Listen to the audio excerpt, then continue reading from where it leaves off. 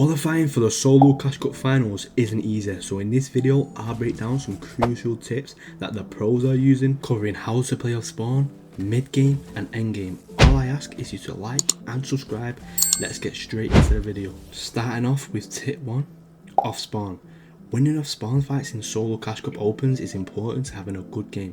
So mastering your POI is crucial, but it all comes down to what sort of player you are. Aggressive or passive. If you're aggressive, then you can land places that are contested to get a few kills off spawn, depending on how confident you are. So that could mean fighting for the new vaults. But if you are not as confident, then landing somewhere else, less contested or split drops, to be a bit more passive to prepare yourself for that mid game. But make sure you have a loot path off spawn going into the solo cash cup. With no proper loot path can cost your time because you don't have a fast way to loot. You're just looting anything, meaning more time wasted. Having a proper loot path means fast start looting, meaning mid game you're fully prepared. The best way to do this is using a website called Fortnite where you can plan your loot path out for your liking. This is helpful for someone who has no loot path. Now a very important tip for Offspawn is having a drop map. Now if you don't have a good drop for your POI and you're always getting outlanded, you need to fix that, and that's where a drop map comes into place. Drop maps give you the best drop for your POI so you can land the quickest, meaning you could potentially kill people landing late, and so people don't contest you. Every single pro you know uses drop maps and loot paths, so if you want to survive or spawn, start using them both. Now before we get into mid game, tip 2 is loadout. Now what you should carry this season, you may be asking. Well, this season the loadout is kind of the same as last season, but except from the rotation. So this season you should be carrying the Halo AR still, as this is still better than the burst assault rifle in my opinion. This AR beams from long range, is even good at close range, so this AR is a must carry. For your shotgun you should be carrying the Sentinel shotgun, as this is still the strongest shotgun this season. And for your heals you should be carrying some sort of whites and some sort of shield, so that may be the new chugs, or bigs and medkits, or bobs and bigs, any sort of rotation between medkits and shield, as long as your heals is 1 white and 1 shield. But in my opinion you should be carrying the chugs at least this season, and then you can rather pick the bobs or the bigs for shield. Now for rotation, there's only one thing you should be carrying for rotation, and that is the baseball bat. The baseball bat is so OP for rotation this season because it's way better than Sub-Zero in my opinion. So if you're trying to decide between Sub-Zero and the baseball bat, definitely choose the baseball bat, because it's just I feel like it's a lot more easy to use.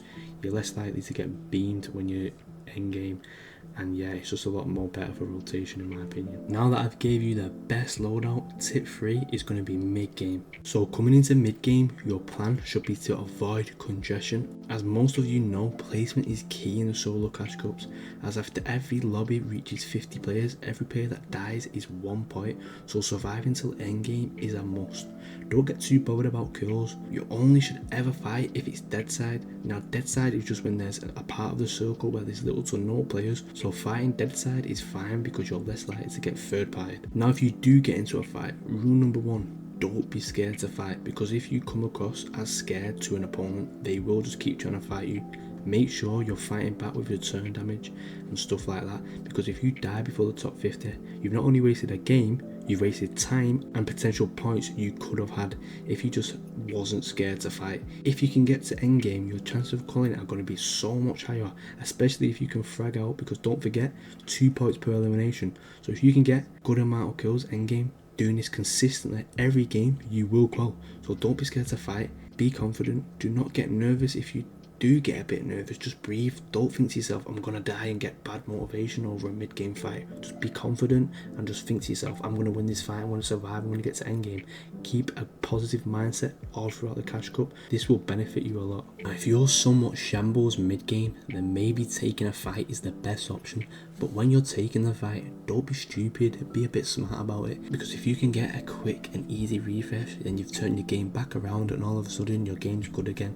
So when you're shambles, don't think, oh my game's over, or this is just a wasted game. Just take your time, look for a third party, and make sure you take a smarter fight and not a dumb fight. Because if you take a dumb fight and you're shambles, and this kid's got, max mats, max heals, he's just pushing you and outgoing you, and you've only got a couple builds, he's just going to kill you. So try be a third party so you can get back into the game and you can turn your game around. Just keep a positive mindset, like I said. The game is just all about positioning and rotations and getting to endgame. If you can do that, then you're going to get to endgame consistently. If you can make good rotations without having to fight as much, then you're going to be making endgame all the time, and you can possibly win games and just get that step closer to quality. Now moving on to tip 4, endgame. When getting into endgame, it's important that you're always one step ahead, thinking about the max pull and how you're going to rotate. With rotation being the bat this season, it's important when rotating endgame you take into consideration the charge left on the bat.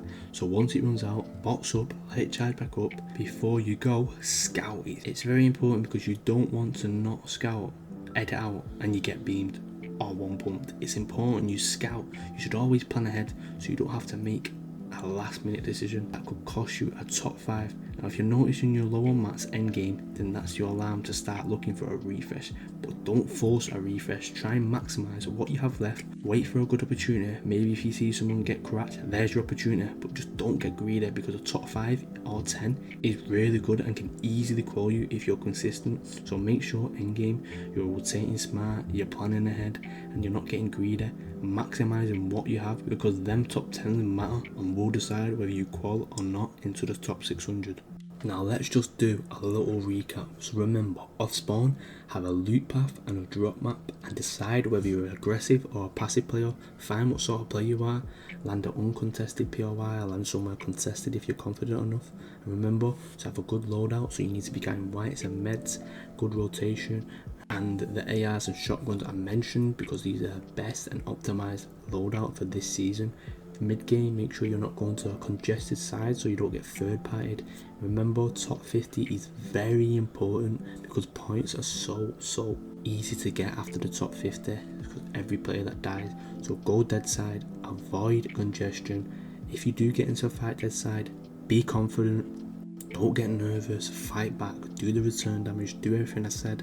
Make sure you keep a positive mindset, so when you do get into a fight, you do not think I'm gonna die, I'm gonna this, I'm gonna that. Keep your mindset positive throughout the Cash Cup, and it will benefit you throughout the Cash Cup. Getting into endgame, plan ahead, make sure you maximize the materials you have, so try not to waste all your materials. If you do need a refresh, look, but do not get greedy. Like I said, wait for an opportunity. If that opportunity comes, go for it, and if you do die, you know, at least you tried, and at least you can go into the next game knowing that you tried last game, and you don't need to have a bad mindset. If you take all these tips into consideration, I can guarantee you will keep on getting top 10s and you will crawl to top 600. So yeah, I did just drop how to make your first earnings on controller, so please be sure to check that video out because it does help you controller players out there. I am a controller player myself, so these tips did help me. And yeah guys, any comments or any questions, leave below, and please consider liking and subscribing. And yeah, until next time, peace.